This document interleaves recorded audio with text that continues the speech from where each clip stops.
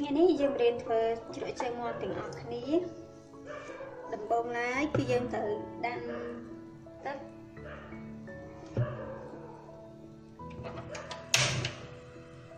ចាដាក់ដាំទឹកហើយ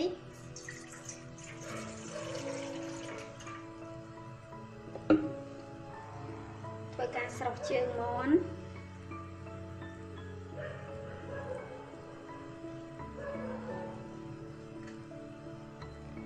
ជើងមាន់នេះយើងត្រូវកាត់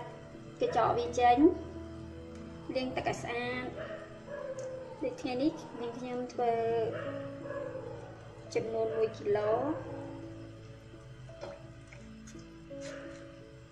ប្រិមត្តអាចធ្វើទៅតាមចំណង់ចំណូលចិត្តឬក៏តិចច្រើនតាមដែលយើងចង់ទុកឬក៏យើងអាចញ៉ាំអស់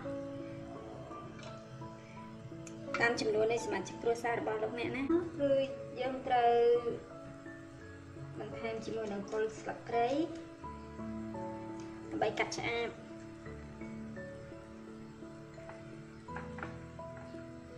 ខ្ទឹមសចាខ្ទឹមបារាំង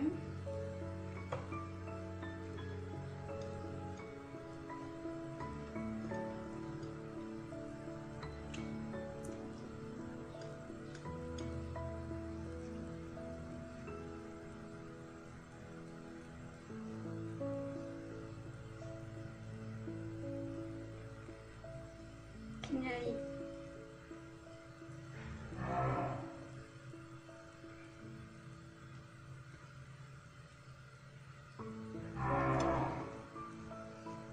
នឹងស្លឹកក្រូចសើច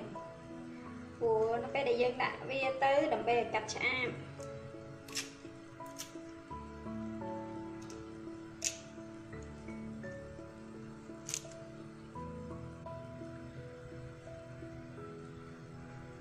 រងចាំរហូតដល់វាពុះបន្តមកយើងនឹងលាយគ្រឿងវាបន្តទៀត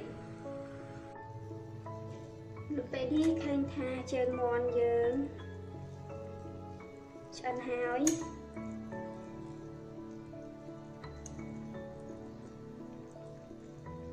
ឡើយឆ្អិននេះអញ្ចឹងយើងធ្វើការស្រង់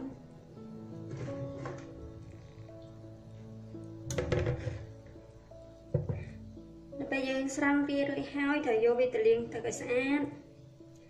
អាចខ្លះសេក្នុងទូទឹកកកសិនឬក៏លោកអ្នកអាចត្រាំវាជាមួយនឹងទឹកកក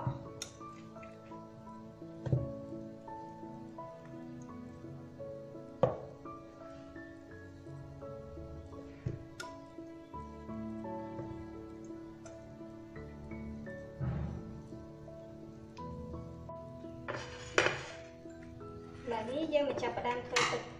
ត្រីវាវិញម្ដងក្នុងនោះដាំទឹកចំពោះទឹកខ្ញុំដាក់ចំនួនកន្លះលីត្រ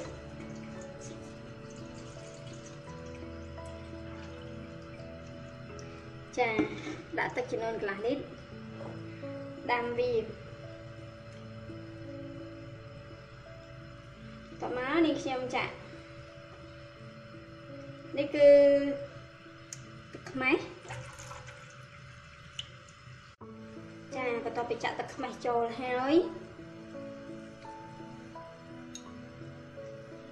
ពេលខ្ញុំប្រើទឹកត្រីនេះ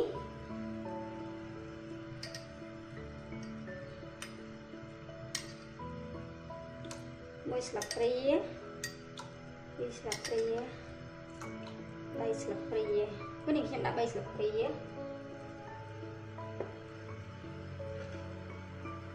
ហើយស្ករគឺកន្លះកូនចានចង្កឹះ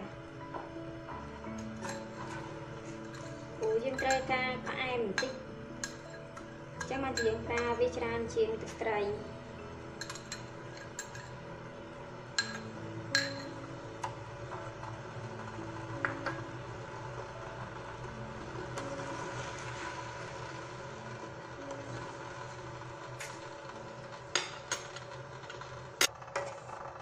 ក្នុងនោះនេះខ្ញុំប្រើស្ករក្រហមកន្លះចាន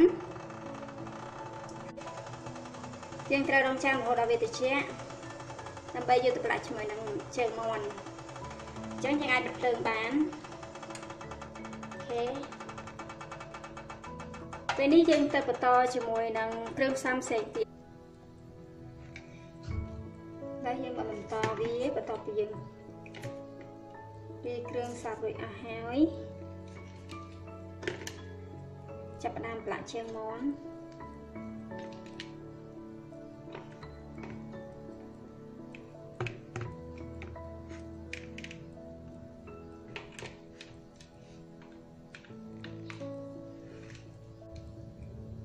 ចាក់ទឹកត្រីដែលយើងលាយរួចចូល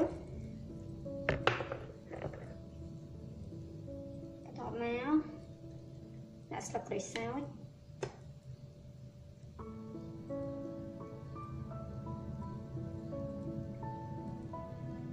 ស្លឹកគ្រៃ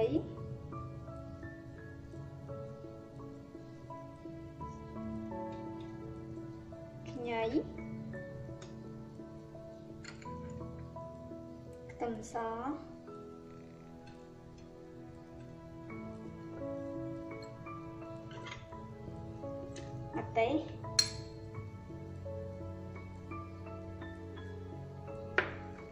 ម្ទេសលោកអ្នកអាចដាក់តាមចំណូលចិត្តបើសិនជាចូលចិត្តហឹរខ្លាំងអាចដាក់ហឹរអាចដាក់ម្ទេសច្រើនតែបើអត់សូវចូលចិត្តហឹរទេលោកអ្នកដាក់មកល្មមបានហើយ